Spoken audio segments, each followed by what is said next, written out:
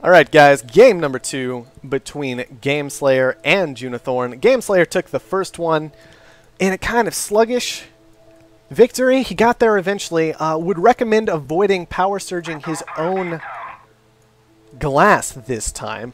Might be a bit faster of a victory if he can manage to pull that off this game.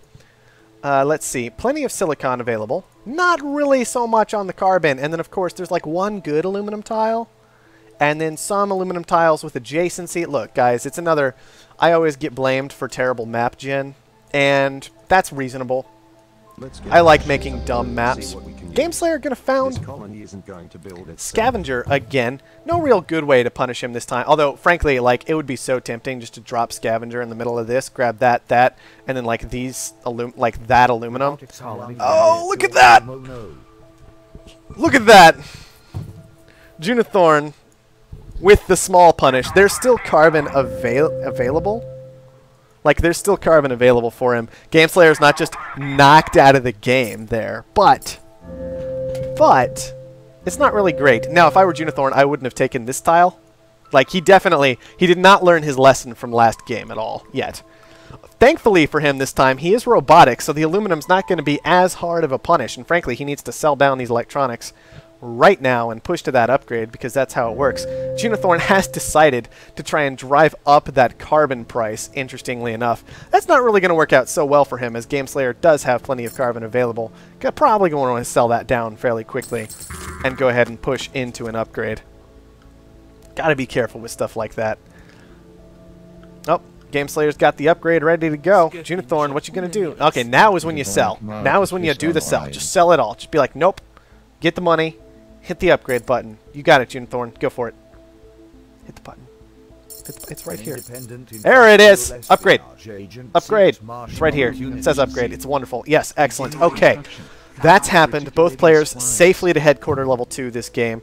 We have a real game on our hands this time. Spy Auction is going to head over to Gameslayer for 3,000. A fantastic pickup for a Scavenger, as it will allow him to see through to if important tiles are goon squatted. Always, always, always super, super nice for a Scavenger when spies are available, in my opinion. With that, let's take a good look at the rest of the black market. We are going to have holograms, pirates, magnetic storms, EMPs, network viruses, underground nukes. Come on, right here, right here, right here. Mutinies and goon squads available this game. I want to see this tile nuked so bad. So bad. I want to see this tile nuked. Can you imagine? Oh, it'd be so glorious. It would just be amazing, guys. I don't know if I can actually describe it, how amazing it would be to nuke this tile right here. Regardless, Junithorn, has he managed to actually take aluminum yet? No, he's headed towards silicon. He does have one claim left. I would definitely encourage him toward aluminum. Despite being robotic, it is kind of an important resource. And if Gameslayer spots that he doesn't take any, then that's going to make things a little bit more interesting for him. Gameslayer, on the other hand, has immediately gone for 2 glass furnaces this game, without taking any silicon. That is a decision that I'm going to define as questionable, as Junithorn has managed to push into silicon himself and will be the one profiting off of that. Junithorn has decided to go ahead and take an aluminum tile. I think that's a good idea most of the time. Not something I'm going to get after him for. These are really, really good glass furnaces sitting around doing nothing most of the time, as Gameslayer cannot afford to purchase the silicon to allow them to continue running. Remember, guys, it is very important for your buildings to actually be active if you want them to make you money. It's also important that preferably the resource you're trying to buy up isn't too expensive, but these are very complicated topics that obviously a new player to the game like Gameslayer is not going to understand right away. Look, if Gameslayer didn't get after me so much in between streams, this might be a little bit of a different cast, but it's not happening today. Junithorn has decided to take a geotherm, and it looks like he is sending the building on out. That is an expensive bit of steel flying across the map. Not the end of the world, as he does have some, well, I don't know, only 2 steel mills. Very, very risky, in my opinion, to be heading into a geotherm. That's 120 steel just sitting there. I mean, we're talking almost an entire upgrade's worth of resources in steel. Just sitting right here. And I'm a little bit concerned about that decision. I don't know. I mean, it's not going to be making a lot of money. I don't know if it was necessary to throw this out and commit the 3,000 required, maybe even 3,500 required, to have purchased the Goon Squad to protect it. That is a huge commitment of resources this early in the game. Glass furnaces, oh, they're not working again. Oh well. At least the farms are doing well. And there's a water pump to go with them. So that even if things get a little bit dicey, Gameslayer will at least be able to keep those buildings functional. Junithorn has pushed into, I don't know where this, oh, I suppose he won the claim auction and pushed into a third steel mill. I think that's very, very important. Steel mills are vital to kind of continuing to stay alive in the game when you're not playing as a scavenger. Gameslayer has secured some silicon for himself now, which will help him keep his glass furnaces online just a bit more effectively. And at least when he needs to eventually scrap them, get away from them, he will have that silicon income coming in to help compensate for it. Junithorn, despite being frozen, did have enough money lying around to hit HQ level 3. Actually, what I would love out of him right now is throwing down just like an iron mine and 2 more steel mills and just running with it. He does kind of want a little bit more iron coming in this game, I think. There's plenty of high irons to take. There you go. He's going to go ahead and take one now. And yeah, that's exactly what he wants to do too. He doesn't like sitting around without steel. That's going to allow him to just have consistent steel production the entire time, as long as it's not frozen, and maybe try and catch up in upgrade levels. Unfortunately for him, as we've discussed earlier over the course of this tournament, robots usually want to be ahead in upgrades. That's when they're going to be most comfortable. They have cheap upgrades, but they aren't necessarily heavily awarded for them.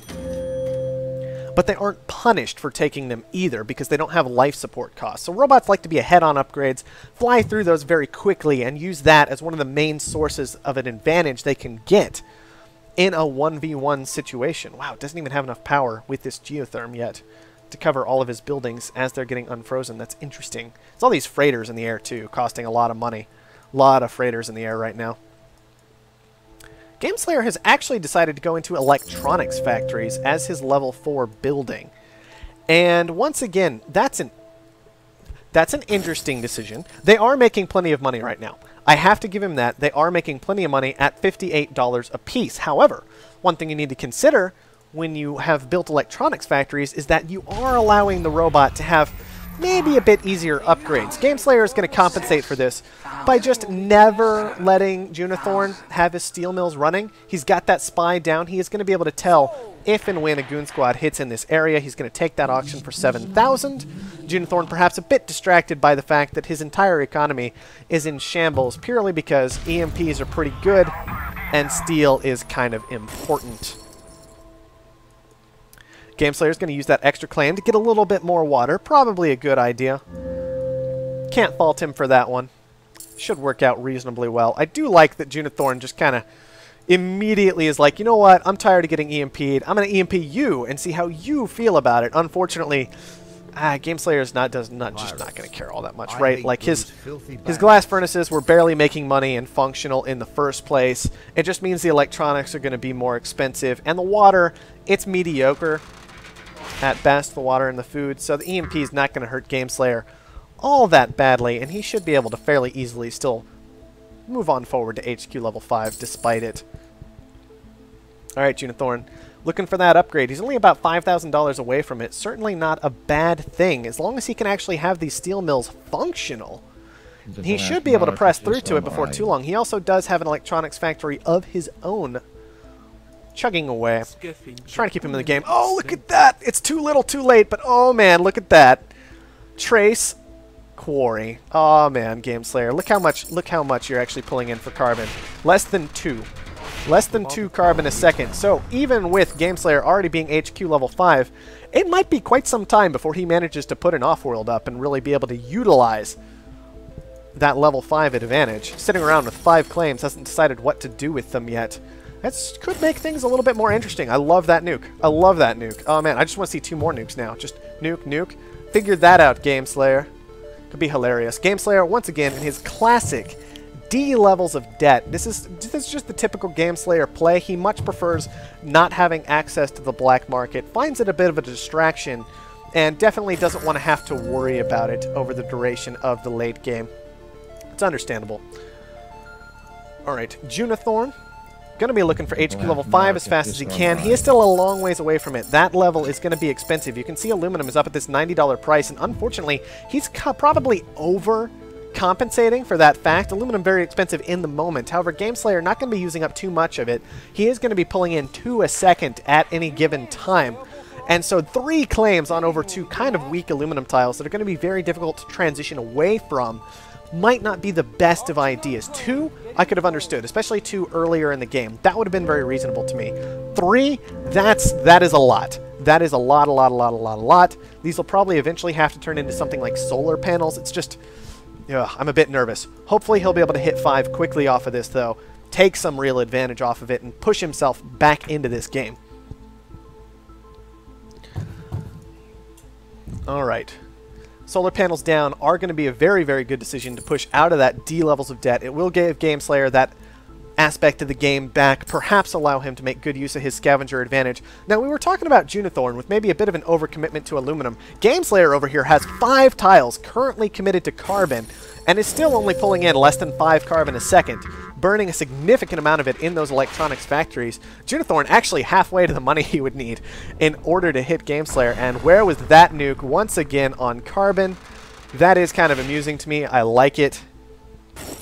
I don't know if it's actually a good move this late in the game, because Gameslayer has used a lot of the carbon that he requires, but man, it is hilarious. I gotta give him that. Gameslayer heavily abusing, it looks like, that food shortage. That is going to be a big, big factor in his favor. Just getting a nice little food shortage when you're sitting on a fair amount of cash, when you are the only one making food. That should help Gameslayer a lot, kind of avoid some of the potential problems coming at him from these elemental quarries. As you can see, Gameslayer has decided, it looks like, to pay off a significant amount of debt. That's going to be nice for Junithorn.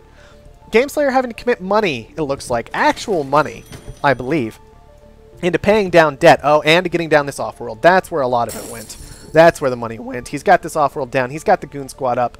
Finally managed to push to it through these nukes. Unfortunately, the nukes just not quite enough to keep him out of it. And I think we might be seeing a fairly quick repeat of last game. These launches going to be going out. Gameslayer not with enough debt to really get punished too heavily by it, especially with these solar panels out, paying off so much each second. 858 debt paid off per second right now. And then his production is covering any potential life support debt. I like this strategy from Gameslayer.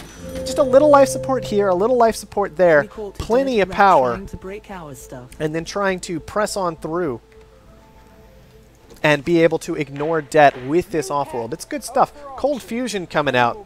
This is actually kind of a big deal to me right now. Think about how much debt you could pay off with Cold Fusion right now if you've got plenty of power running. Junithorn bid on it, bid on it, bid on it. It's so amazing. Nope, Junithorn doesn't want it. Gameslayer is going to grab that, and suddenly look at how much debt he's paying off per second. Like 1,300. Oh, it's night. Never mind. Never mind, guys. It was awesome. It was awesome for like half a second, and then nighttime hit. The black market. Unfortunate. Junithorn does have quite a bit of cash available to attack Gameslayer with. Unfortunately, without his own Offworld, with Gameslayer managing to develop one already, it is going to stay permanently protected by Goon Squads, which are still relatively cheap. Junithorn can keep attacking it with network viruses, but I don't see him ever pushing to a point where he's actually able to get aggressive against Gameslayer for the duration of this game. He has managed to plant his own Offworld market at this point. He needs to commit and pick up those 3 stocks of his before the Offworld actually goes through and kills him. We can see oxygen and food, both excellent once again this game. Over 600 for each of them. Neither resource too expensive to necessarily block that out or force a player to commit to a different one. Gameslayer at the 100% mark. Junithorn has not managed to secure enough of his own stock. It looks like just going to be one more purchase in about a second, and Gameslayer takes game 2. A nice, clean 2-0. Very, very similar games on over to Gameslayer.